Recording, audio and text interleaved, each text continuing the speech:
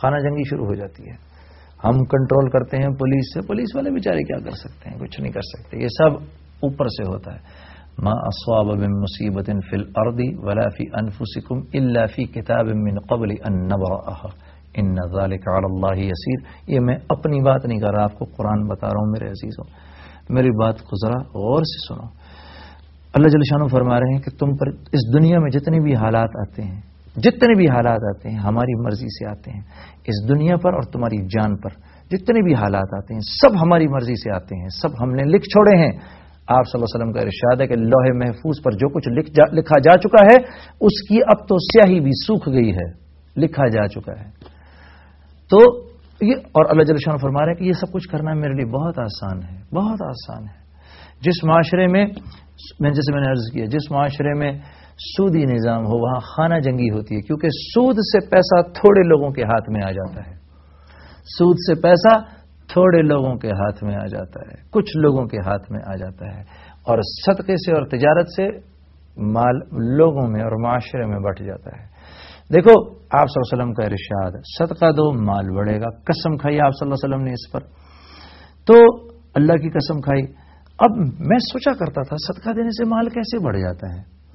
تو کیونکہ میں تو یہ دیکھتا ہوں کہ یار 100 روپے تھے میرے پاس، وہ تو 80 روپے کے ہو گئے، 20 روپے میں نے صدقہ کر دیا.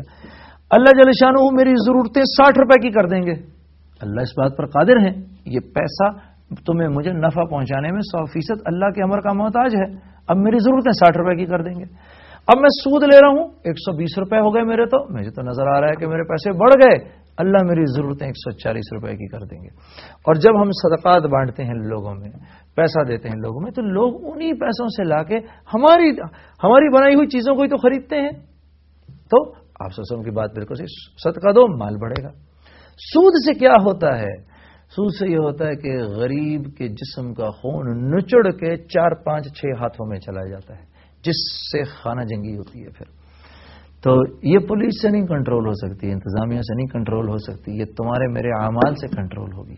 آئیں اس بات کو بھی ایک بریک کے بعد پھر ڈسکس کرتے ہیں. محمد کا روزہ قریب آ رہا ہے.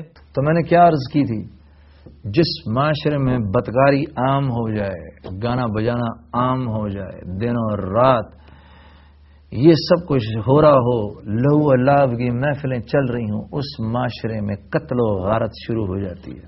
دیکھ لو آج ہمارے معاشرے میں کیا ہو رہا ہے.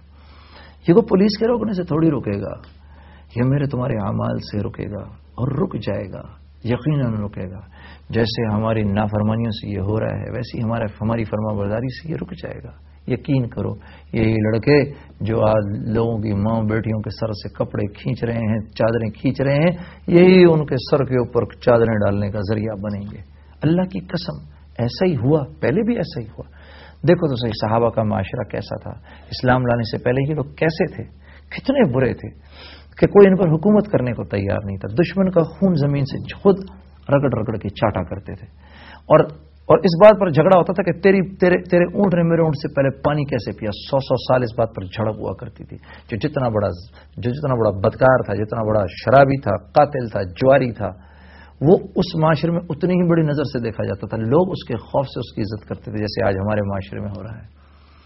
تو یہ لوگ پھر کیسے ٹھیک ہو گئے کہ اللہ جل شانہ نے فرمایا رضی اللہ تعالی عنہ ورضوا عنہ، اللہ ان سے راضی، اللہ سے راضی. اللہ جل شانہ نے یعنی پھر ایک ایسا معاشرہ ترتیب میں آیا کہ جیسا معاشرہ نہ تو اس سے پہلے تھا نہ اس کے بعد کبھی بن سکا.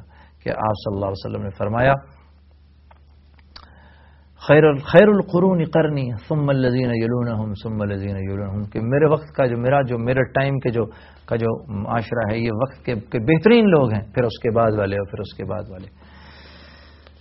تو یہ کیا چیز تھی؟ یہ اللہ کا خوف تھا جو ان حضرات نے محنت کر کے اپنے اندر پیدا کیا. آپ صلی اللہ علیہ وسلم کی صحبت میں بیٹھ کے انہوں نے اپنے اندر پیدا کیا. آپ صلی اللہ علیہ وسلم سے سیکھ کر، اللہ کے راستے میں نکل کر خود انہوں نے اس چیز کو سیکھا جو کہ آج میرے تمہارے کرنے کی چیز ہے.